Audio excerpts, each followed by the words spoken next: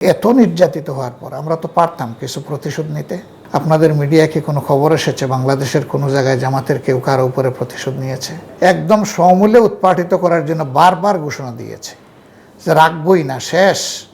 কোনো সময় বলে ও দেশে এদেশে পাঠিয়ে দিব, কোনো সময় বলে যে তোমাদের এখানে ভাত খাওয়ারও কোনো অধিকার নাই, বাঁচারও কোনো অধিকার নাই। আচ্ছা, জামাতের রাজনীতি নিয়ে আমি একটু প্রশ্ন করতে চাই, আমি শেষ করব। তার আগে যে আমাদের দেশে যে ক্রিয়াশীল আরও যে ইসলামিক দলগুলো আছে, এদের কেউ কেউ বলেন যে জামাত আসলে কোনো ইসলামিক দল নয়, এর পক্ষে তারা কিছু যুক্তি এবং তথ্য উপস্থাপন করেন। তো এটা সাধারণ মানুষের মধ্যে এক ধরনের বিভ্রান্তি তৈরি করছে যে আসলে কোনটা প্রকৃত ইসলামিক দল, এটা আমরা একজন সাধারণ মানুষ হিসেবে কীভাবে বুঝবো?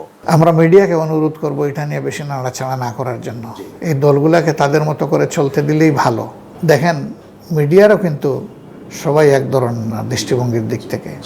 অনেক সময় মিডিয়াও এখানে অনুঘটকের কাজ করে, একের বিরুদ্ধে আরেককে লাগাই দেওয়া, এটা কোনো ভালো লক্ষণ না। কিন্তু আবার কিছু মিডিয়া আছে অবশ্যই তারা সততার সাথে এবং তারা দেশপ্রেম নিয়েই তারা কাজ করেন। মিডিয়ার পরিচয়টা কি? পার্সন হিসাবে আপনার পরিচয় হচ্ছে আপনি জাতির বিবেক, আর আপনার হাউজের পরিচয় হচ্ছে এটা জাতির আয়না বা দর্পণ। তো দর্পণের সামনে গেলে কি দর্পণ আমার কোনো ভালো মন্দকে কম বেশ করে? আমার চেহারার কোনো পরিবর্তন দেখায় আমাকে? না, যা আছে তাই অবিকল তুলে ধরবে। তো আয়না যদি অবিকল তুলে ধরে, তো মিডিয়াকেও তো অবিকল তুলে ধরতে হবে। যেমন সম্প্রতি ধরেন আমার একটা বক্তব্য, আমি আওয়ামী লীগের নাম নেই নাই এবং সাধারণ ক্ষমার কথা বলে নাই, কিন্তু সেই আপনাদের মতোই তো কোনো মিডিয়া এটাকে হেডলাইন করেছে, ক্যাপশন করেছে, করে নাই? তা সেটাকে আমার উপরে, এটা আমার উপরে জুলুম না? যা আমি বলিনি আমার নামে সেটা চালাইয়া দিয়ে উস্কাইয়া দেওয়া কোনো একটা অংশকে সমাজের, এটা আমার নামে জুলুম না? এটা কোন সৎ উদ্দেশ্যে করা হয়েছে?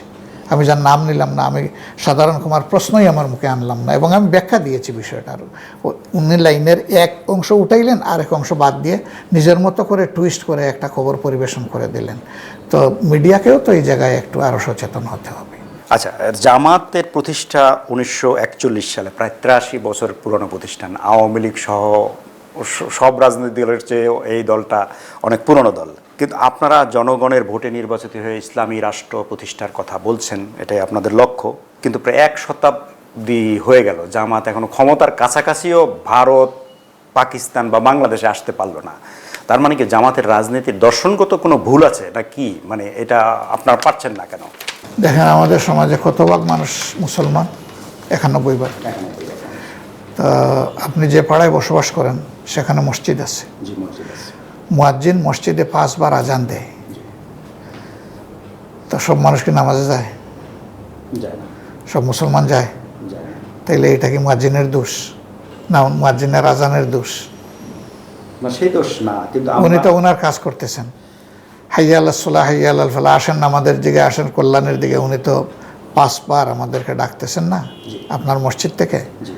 তা এখন এটা ঠিক যে নামাজের সংখ্যা বাড়তেছে, এটাও ঠিক যে জামাতে ইসলামের সমর্থন বাড়তেছে।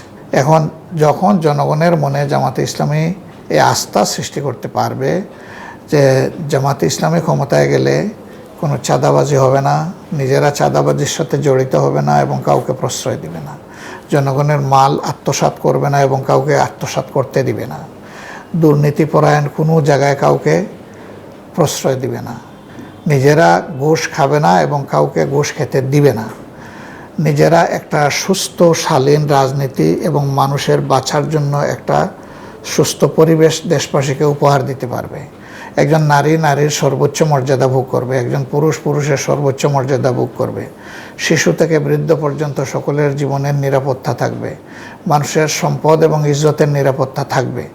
যখন জামাতের পারফরমেন্সে মানুষ মনে করবে যে ইয়েস, জামাত এখন এই ঠিকানায় এসেছে, তখন অবশ্যই মানুষ জামাতকে চয়েস করে নেবে।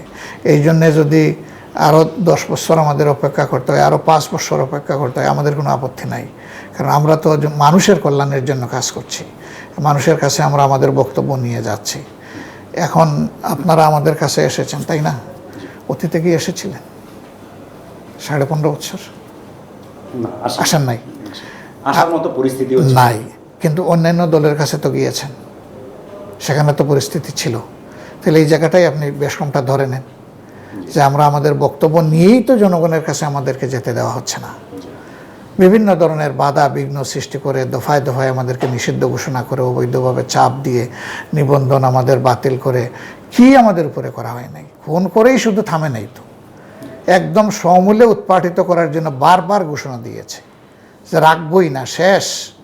কোনো সময় বলে ও দেশে এ দেশে পাঠিয়ে দিব, কোনো সময় বলে যে তোমাদের এখানে ভাত খাওয়ারও কোনো অধিকার নাই, বাঁচারও কোনো অধিকার নাই।